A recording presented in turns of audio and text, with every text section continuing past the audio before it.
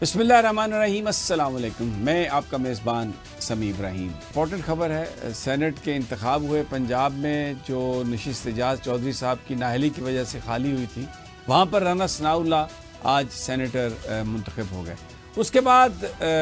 خبر ہم دیکھ رہے تھے تو ایک ٹویٹ آیا، عامر الیاس رانا نون صحافی ہیں، انہوں نے کہا کہ اب جناب 27ویں آئینی ترمیم کے لیے جو ریکوائرڈ 2/3 تھی سینٹ میں اور قومی اسمبلی میں حکومتی اتحاد کو وہ حاصل ہو چکی ہے، تو نومبر میں آ سکتی ہے 27ویں ترمیم، اور یہ بھی ہو سکتا ہے کہ اس سے پہلے بھی آ جائے۔ تو یہ جو امپیکٹ ہے اس ساری صورتحال کا، اس پر عامر الیاس رانا ہمارے ساتھ ہیں، ان سے یہ سوال بھی کریں گے اور کچھ دوسرے جو پولیٹیکل ڈیولپمنٹس ہیں اس کے حوالے سے بھی بات کریں گے۔ رانا صاحب السلام علیکم۔ جی وعلیکم السلام سمیع صاحب۔ عامر الیاس صاحب بہت بہت شکریہ۔ آپ کا ٹویٹ ہے ابھی، اب آپ کہہ رہے ہیں کہ جو 27ویں ترمیم ہے وہ بہت جلد اب ہو سکتی ہے۔ سوال میرا آپ سے یہ ہے کہ جو اسحاق ڈار صاحب ہیں، ان کی جو چند دن پہلے جو گفتگو تھی اس میں انہوں نے کہا تھا کہ ابھی تو 26ویں ترمیم بھی ہمیں ڈائجسٹ نہیں ہوئی، تو یہ 27ویں کا کیا کام؟ پاکستانی وہ ہیں کہ لکڑ عزم پتھر عزم ہو جائے گی، جب ہوگی وقت آئے گا۔ ہم تو اپنی اطلاع پہ بات کر رہے ہیں نا۔ دیکھیں پچھلی دفعہ مولانا فضل الرحمان کے گھر میں حکومت اور اپوزیشن دونوں کا آنا جانا تھا 26ویں ترمیم پہ، یعنی پی ٹی آئی بھی جاری تھی اور حکومت بھی جاری تھی، اور پھر مولانا فضل الرحمان صاحب کے 2 سینیٹر غائب ہو گئے تھے، کچھ پی ٹی آئی کے لوگ غائب ہو گئے، اور یہ ہو رہا تھا کہ جی پھر بھائی ہک اینڈ کروک کیا، جو بھی لفظ کہا تھا انہوں نے، بلاول بھٹو زرداری نے، آپ کے محبین ہیں، کہ جناب یہ کرانی ہوگی تو ہم کرا لیں گے۔ تو اب یہ جو سینٹ کی نشست خالی ہوئی اور اس کے اوپر رانا ثناء اللہ صاحب آج منتخب ہو گئے، تو 64ویں سینیٹر ہیں یہ حکمران اتحاد کے، اور 64 ہی لوگ چاہیے ہوتے ہیں اس میجک فگر کے لیے جو آئینی ترمیم کے لیے سینٹ میں چاہیے۔ قومی اسمبلی میں تو آلریڈی ہو چکی بھی ہے۔ تو میں نے یہ بات اسی سینس میں کہی کہ یہ تو مجھے پتا ہے آدم ندی تارڑ نے بہت پہلے کہہ دیا ہوا تھا کسی ایک بڑی میٹنگ میں کہ جی نومبر سے پہلے بات بھی نہیں کرنی، کیونکہ ہمارے سپریم کورٹ بار کے الیکشن ہے اور ہم بہت بزی ہوں گے اس کام میں۔ لیکن جب میں کہیں اور ملا تھا تو میں نے پوچھا، انہوں نے کہا تو کر لیں، 26ویں آئی ہے، آخر 26 ترمیم ہوئی ہیں، تو ضرورت ہوگی 27 28 29 بھی کر لیں گے، اور ضرورت نہیں ہے تو نہیں کریں گے ہم۔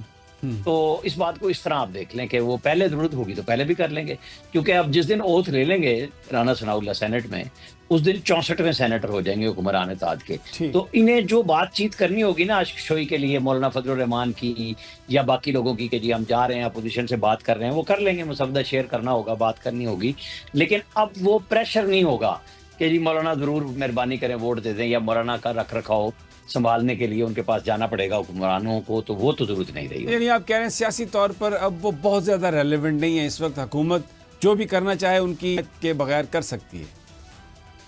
نہیں، ریلیونٹ وہ ہیں لیکن حمایت کے بغیر کر سکتی ہے۔ ہو سکتا ہے مولانا فضل الرحمان کو پھر یہ منوا لیں جو انہوں نے اس میں سے نکلوا دی تھی ساری چیزیں، ان میں سے ظاہرہ کچھ چیزیں آئیں گی، کچھ نئی چیزیں آئیں گی وقت اور حالات کے تحت، جو 26ویں ترمیم میں وہ سمجھتے ہیں کمی رہ گئی تو اس کو پورا کر لیں گے۔ اگر آپ کے پاس انفارمیشن اس حوالے سے ہو تو ہمارے ساتھ آپ شیئر کر سکیں۔ 27ویں آئینی ترمیم میں زیادہ فوکس کس بات پہ ہوگا؟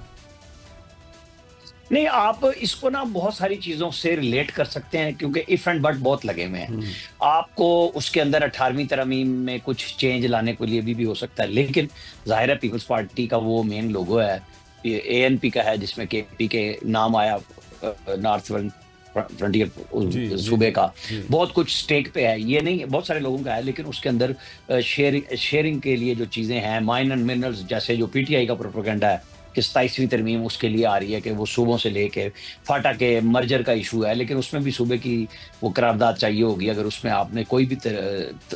ترمیم کرنی ہوتی ہے نا، صوبے کا حق بڑھانا ہے یا کم کرنا ہے، تو وہ وہاں سے آپ کو قرارداد تو چاہیے نا صوبے سے 2/3 اکثریت کی۔ تو یہ چیزیں جو آئین کے اندر انہوں نے دیکھا ہے کہ کچھ چیزیں جو 26ویں ترمیم کے اصل مسودے میں تھیں، اور وہ پریشر میں پولیٹیکل پارٹیوں کے کہ جو لوگ ووٹ دینا چاہ رہے تھے اور جو وہ نہیں چاہ رہے تھے، تو یہ سودے بازی تو ہوگی، پولیٹیکل سودے بازی، اور وہ یہ سب لوگوں سے بات کریں گے۔ یہ نہیں ہے پی ٹی آئی بائیکاٹ کر جائے اٹھ جائے، لیکن یہ بات ان کے لوگوں سے بھی کریں گے جب یہ ترمیم لے کے آئیں گے۔ لیکن اس وقت تو دیکھیں نا جو سچویشن بنی ہوئی ہے، کل ایک تو گورنمنٹ کو کہہ لیں، ریاست کو کہہ لیں کہ جو سگنیفیکینٹ ہوا کہ جی کل ایم او یو سائن ہو گیا وہ امریکن کمپنی کے ساتھ، آپ کا تو بڑا تعلق ہے وہاں پہ، ساری چیزوں کے ساتھ سمجھتے ہیں چیزوں کو، لیکن ایک سمبولک بڑی ویلیو ہے اس کی کہ جی جو باتیں ہو رہی تھی وہ اب اپنی مٹیریل اس طرف جا رہی ہیں، وہ کہ ظاہر ہے انہوں نے جب پیسے لانے ہیں تو وہ تو کمانے کے لیے، کوئی بھی کمپنی جب سرمایہ کاری کرتی ہے تو اپنے پروفٹ کے لیے آتی ہے، وہ چائنا سے آئے، وہ امریکہ سے آئے، وہ سعودی عرب سے آئے، کہیں سے آئے، کوئی امداد خیرات تو ہے نہیں، یہ تو بزنس ہے۔ تو وہاں پہ جہاں پہ جو بے چینی ہے وہ پولیٹیکل اپنی جگہ موجود ہے، لیکن گورنمنٹ قدم قدم آگے بڑھ رہی ہے کہ جو انہوں نے انیشیٹو لینے تھے، جو سوچے ہوئے تھے، ترمیم سمیت باقی چیزوں پہ وہ چل پڑے ہیں۔ اچھا رانا صاحب یہ بتائیے کہ کے پی کے اور بلوچستان میں جو اس وقت صورتحال ہے، بہت سارے لوگوں کا یہ خیال ہے کہ اگر P T I on board ہو جائے اور بلوچستان کی دوسری جماعتیں آن بورڈ ہو جائیں تو یہ سارا کام احسن طریقے سے آسانی سے ہو سکتا ہے، ادروائز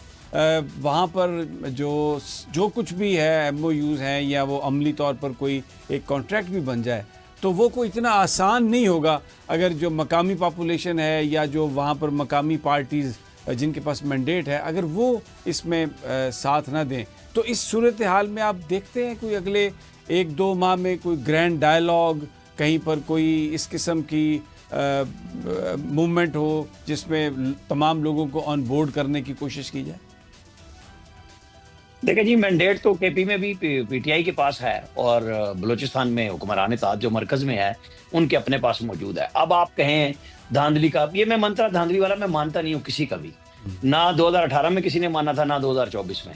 اور میں ہمیشہ کہتا ہوں 18 میں ٹھپے اندر لگے تھے، 24 میں باہر لگ گئے، تو یا تو اس پہ آگے بات کر لے کوئی میرے ساتھ، اس پہ بحث کر لے۔ لہٰذا یہ فضول بات ہے پاکستان کے اندر کہ جی دھاندلی ہے اور مینڈیٹ نہیں ہے اور فلانا نہیں ہے۔ بھائی وہ حکومت کر رہے ہیں، صوبائی حکومت چل رہی ہیں، کیا علی امین گنڈاپور حکومت نہیں کر رہے؟ ان کے بانی روزانہ پٹک رہے ہیں سارا اپنا جیل میں بیٹھ کے کہ علی امین میری بات نہیں سن رہا، اور کیا کہہ رہے ہیں وہ ٹویٹس میں؟ یہی بات کہہ رہے ہیں نا، تم یہ کر لو، تم یہ کر لو، اگلا اپنی کام کری جا رہے ہیں۔ بلوچستان میں ہو رہا ہے، بالکل ٹھیک بات ہے، سیاسی طور پہ ہم آہنگی ضروری ہوتی ہے بہت ساری چیزوں میں۔ عامر الیاس رانا بہت بہت شکریہ، وقت میرے پاس کم ہے، میرا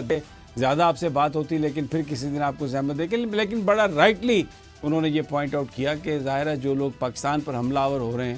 ان کے ساتھ جو مقابلہ ہے وہ طاقت سے ہی کیا جائے گا، بھلے بعد میں گفتگو ہو یا جو کچھ بھی ہو، لیکن حملہ آور کا مقابلہ سب سے پہلے تو طاقت سے ہی کرنا پڑے گا۔ ناظرین، یہاں پر ایک چھوٹا سا وقفہ۔